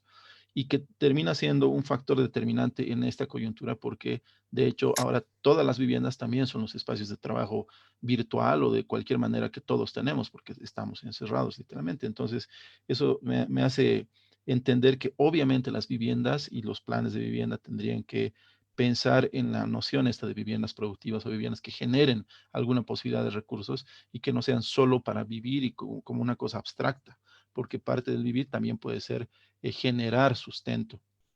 Me imagino por ahí, Miguel, que en estas manzanas que están ideando allá en Paraguay, se puede dar alguna de estas actividades, es decir, porque estos nuevos paradigmas que he visto que se dan en otros lados también, lo que están buscando es que sea un microcosmos estos espacios de vida donde haya vivienda, haya trabajo, haya espacios de recreación, haya servicios, hay una serie de actividades. Entonces, la vivienda ya no tendría que entenderse, creo, solo como un espacio para vivir en el sentido de dormir y comer, no sé, sino también como para un lugar donde se pueda producir recursos, ¿no?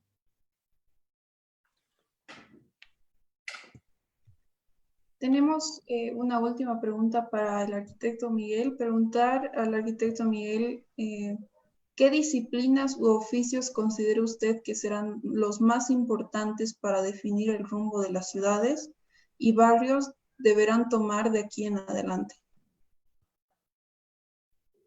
Yo estoy convencido de que ningún cambio social es posible fuera de la política. Creo que es momento de sentar las bases de enfrentar esta situación desde el poder político. Va a posibilitar que todas las otras disciplinas permitan desarrollarse de manera eficiente para responder a estas condicionantes actuales.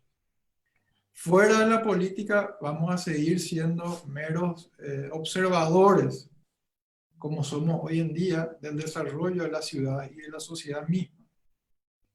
Las ciudades se desarrollan hoy en día en base a la especulación inmobiliaria, o sea, son los inversionistas privados los que explotan la ciudad y los que deciden dónde invertir, dónde no invertir y qué sitio desarrollar. Creo yo que la política es la herramienta más eficiente de transformación social que nos va a permitir actuar y activar dentro de la ciudad, dentro de la sociedad. Pero cuando hablo de política no me refiero a la partidaria, a la izquierda, a la derecha, a la centro, a la radical. Me refiero a poder sostener un discurso y consensuar ideas en torno al bienestar común. Porque entiendo que la política es servicio, no es poder, es servicio. O sea, si nos juntamos a discutir ideas que nos permitirán estar bien en conjunto, todos juntos, entendiendo de que no tengo que ser yo el beneficiado, sino todos y el otro, el que está al lado mío, mientras él esté bien, yo voy a estar bien. Si él está mal, yo voy a estar mal, porque si él está mal va a intentar robarme si yo estoy bien. Si él no tiene que comer y a mí me sobra, él va a intentar sacarme lo que me sobra para estar en equilibrio.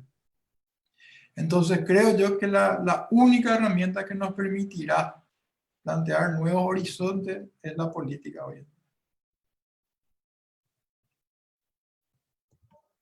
No sé si alguno o María tiene algo que apuntar. Bueno, quería decir, pero el político necesita asesores técnicos. Claro. Y por eso yo creo que no podemos dar siempre el rol todo a los políticos, porque muchas cosas dependen de los asesores, ¿no?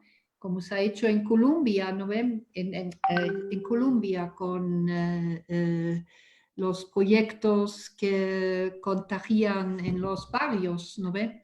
Entonces, hay también se ha buscado de todas las profesiones, expertos que tenían experiencia. A partir de ello se está trabajando conceptos y el político es el capo que sabe ofrecer esto a la gente y venderlo, ¿no? Eso es el trabajo político, pero la parte técnica tiene que venir de nosotros y de otras profesiones, por supuesto. Claro, me parece genial. Y ahí es donde creo que la gestión es fundamental, para que no nos quedemos estancados únicamente en la discusión teórica y técnica. Y cuando yo hablo de los políticos, no me refiero a una raza particular de personas que tienen un conocimiento distinto, sino nosotros mismos hacemos política todos los días. Cualquier persona que se relaciona con otra hace política todos los días. La política no debe ser entendida solamente por un confrontar ideas distintas, sino por confluir en un discurso de bienestar común para todos. Entonces, si una persona, si un senador puede ser arquitecto, o si un alcalde puede ser arquitecto, como en el caso de Curitiba, las transformaciones son posibles, porque desde la técnica y su conocimiento, ayudado por la política, se hacen realidad las transformaciones, o por lo menos en un periodo más corto de tiempo. A mí me parece que para hacer posible eso, Miguel, que evidentemente es un ideal al que deberíamos llegar y es una tarea pendiente de aprender a gestionar y aprender a tener una incidencia política, incluso en en las esferas de poder y en los lugares de decisión, como para poder hacer estas cosas, como bien mencionabas en el caso de Curitiba, que pasó esto con Lerner. Este, Creo que es una cosa que podríamos llegar desde las universidades en la medida de que cambiemos el paradigma de que la universidad son básicamente 5 años o 6 años o 4 años de teoría y después todos salimos recién a enfrentarnos con la vida real, sino más bien potenciar o estimular muchos más eh, mm, programas o alternativas de enseñanza en que tengamos un acercamiento a la sociedad, incluso en hacer algún tipo de intervenciones. He estado viendo algunas cosas bien interesantes que ahorita me llaman mucho la atención sobre experiencias de urbanismo táctico, por ejemplo, que a los políticos les viene muy bien y les hacen parar las orejas y abrir los ojos, que normalmente se hacen con grupos de estudiantes y son buenas porque son experiencias preliminares antes de hacer inversiones grandes que los políticos tienen que decidir y siempre tienen el temor de no meter la pata, pero finalmente igual la meten entera y meten las dos. Y de pronto el urbanismo táctico, que es una alternativa que se apoya mucho en la academia, podría apoyar este tipo de iniciativas y también podría ser muy útil para que la formación de nosotros los arquitectos salga de la teoría que normalmente estamos acostumbrados, el hecho de hacer cosas y de, aunque sea a pequeña escala, empezar a incidir en la ciudad o en los espacios donde se pueden hacer algunas cosas para tener alguna visibilidad y atención desde las esferas políticas, ¿no? Ya que hablabas de la universidad, Renzo, yo creo y refuerzo el tema de la política en el sentido siguiente. Muy pocas veces los estudiantes de arquitectura se relacionan con otros estudiantes de otras disciplinas.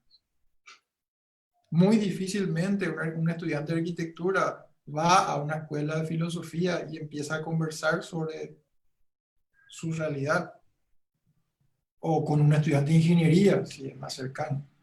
No existe. Entonces son como cápsulas separadas que se encuentran recién en la calle. No existe un diálogo, no existe un concepto de construcción social. Entonces, a eso es que yo me refiero con política, con poder establecer espacios de conversación multidisciplinares, como dice María, pero que nos permitan aspirar a un horizonte nuevo, a un mejor horizonte. Entonces, si no estamos en esa tesitura, muy difícilmente los cambios van a venir. Necesitamos esa dinámica y ese hábito del poder conversar desde nuestra disciplina hacia las otras, en fin, enfocados a un fin común. Eso para mí es política. Ahora, la representación que la ejercen los políticos es otro aspecto, otro estadio al cual sería genial poder aspirar. En el caso de Lerner, vuelvo, dentro de todo el conocimiento técnico que él maneja, encontró su beta política de ejercer representatividad en el poder y permitir que esos conocimientos, gracias a sus asesores, se hagan realidad y palpable en un sistema de transporte de ciudad. Es un ejemplo palpable de que se puede transformar la calidad de vida de la gente, pero no desde la arquitectura, sí desde la política.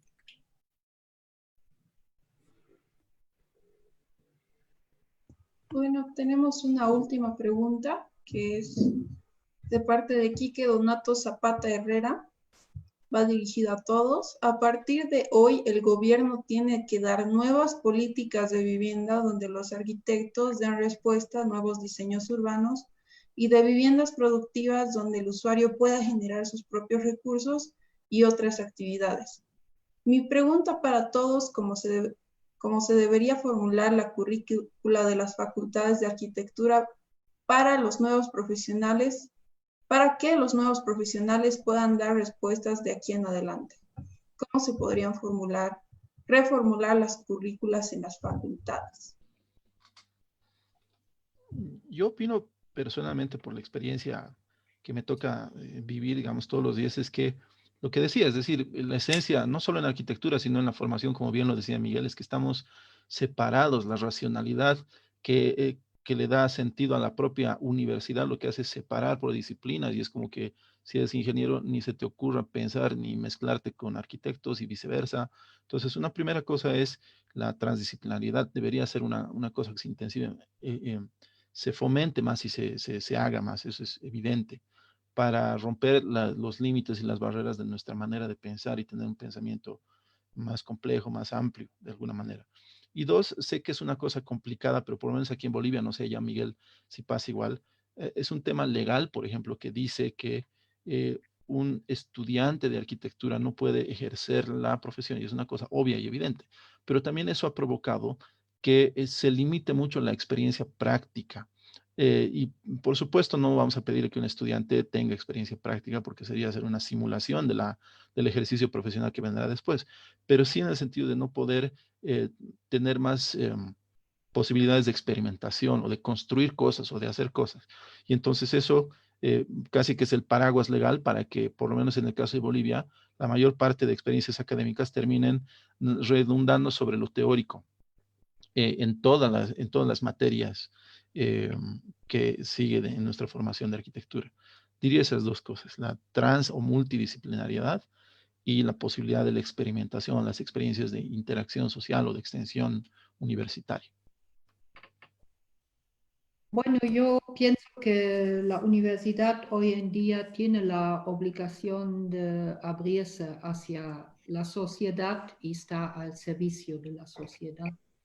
Y esto significa que tenemos que hacer extensión universitaria, es decir, salir con los estudiantes, captar la realidad, ver la realidad y a partir de ahí hacer propuestas o que no necesariamente tienen que ser de tal cual se va a realizar, pero que muestran ideas, que muestran modelos, que muestran diferentes conceptos.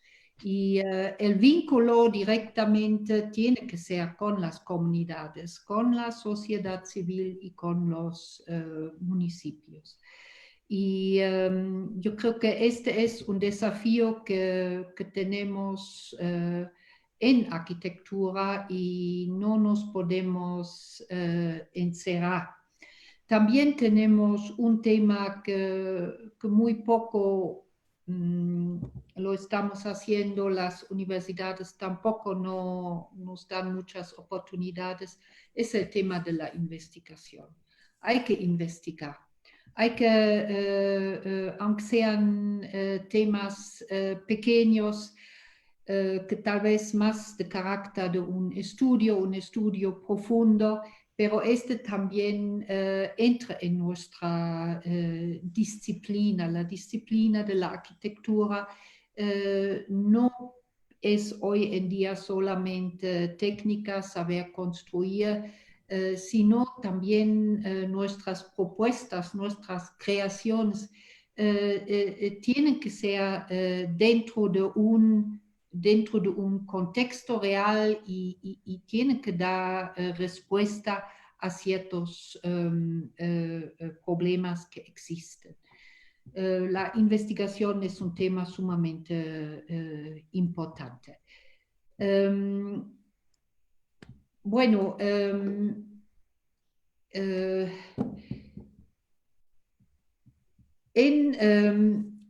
En el currículum, la pregunta iba directamente al currículum. Bueno, en nuestra universidad ya se está reescribiendo los currículums y bueno, el enfoque que era anteriormente en el perfil profesional, de expresarlo en objetivos, pero ahora tenemos el desafío de expresarlo en capacidades. Es decir, desde todos los programas que se lleva adelante en la carrera de arquitectura, tiene que tener claramente a qué capacidad está apuntando el programa, las prácticas y todo esto lo que se está haciendo. Y de esta manera, apuntando directamente a capacidades que se requiere hoy en nuestra situación, en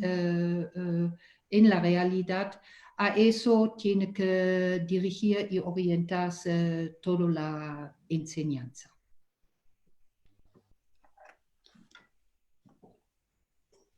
Personalmente, yo creo que la universidad es el territorio de la investigación. En eso coincido con María, que es urgente el hecho de enfocar el tiempo de universidad a producir investigación que radique en la construcción de un conocimiento o de varios conocimientos diversificados.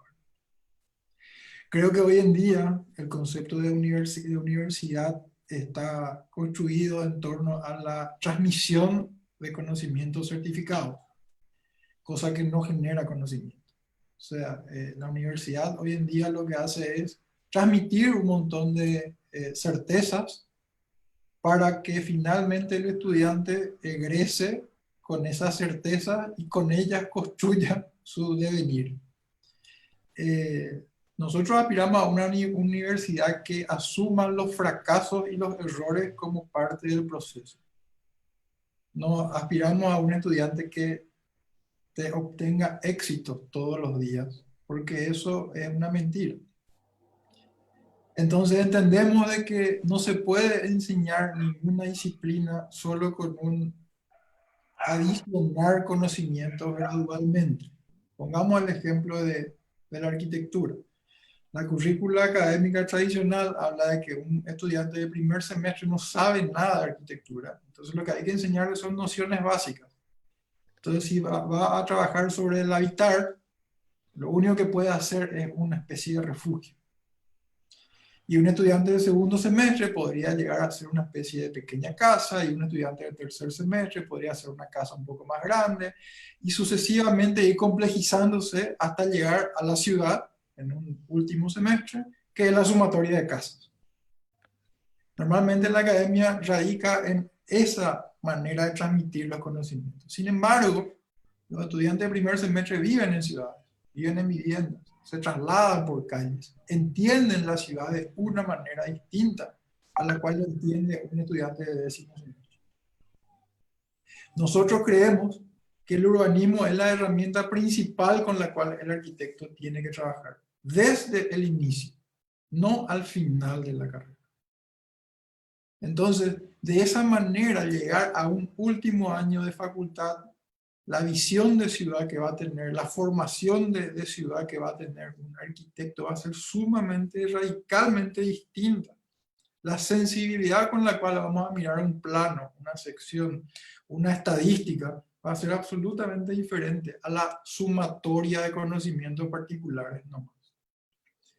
Esa es la manera en la cual nosotros creemos hoy que la universidad puede ayudar a que el egresado pueda ser útil a la sociedad, incluso antes de salir de la universidad.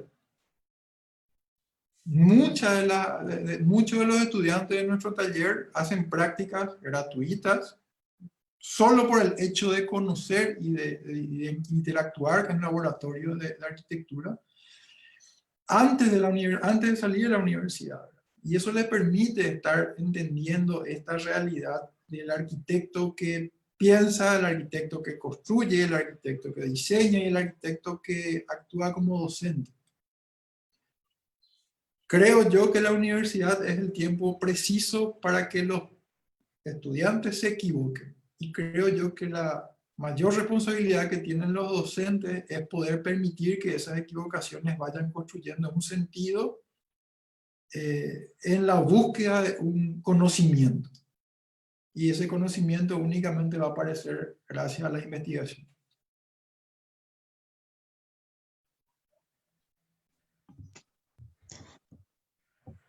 Bueno, muchas gracias, muy buenas tardes. Gracias Renzo, gracias María, gracias Miguel. Ha sido una tarde bastante rica, con bastante aporte en distintos conceptos que han podido vertir ustedes sobre ciudad, sobre vivienda, en nuestro rubro, cómo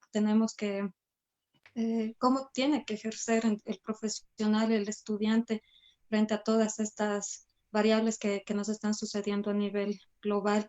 Muchísimas gracias, la verdad, por todo su aporte, por su tiempo también de poder compartir este espacio de reflexión con nosotros. Ha sido realmente muy, muy importante para nosotros. Agradecer al Colegio de Arquitectos por el apoyo que nos da para poder realizar estas actividades. Agradecer también al colectivo Radical que ha estado con nosotros trabajando para poder tener estas 3 jornadas bastante importantes de compartir entre todos. Y también agradecer al grupo mismo de la Bienal, que sin ellos obviamente no podemos salir adelante con todas estas actividades. Mil gracias, un abrazo hasta Tarija, hasta Paraguay, Renzo acá en La Paz. Y agradecerles nuevamente. ¿Algún comentario más que quieran hacer para poder cerrar este espacio y ya despedirnos de nuestro público? Renzo. Bueno, sí, saludar a mis 2 amigos, colegas, que siempre es bueno compartir y conocer gente nueva para intercambiar estas cosas que nos son nutritivas a todos.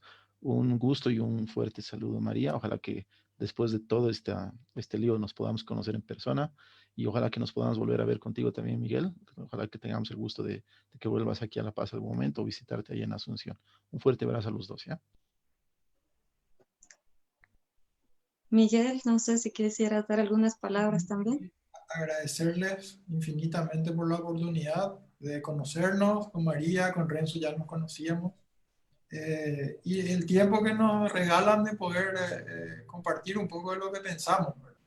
Yo creo que oportunidades como esta se van a repetir de seguro y ojalá haya sido entretenido para la gente que estuvo compartiendo con nosotros. Gracias María, gracias Renzo. María. Bueno, también quisiera agradecer a todos ustedes, a Miguel, a Renzo, a todos ustedes que han organizado este pequeño evento. Y bueno, seguimos adelante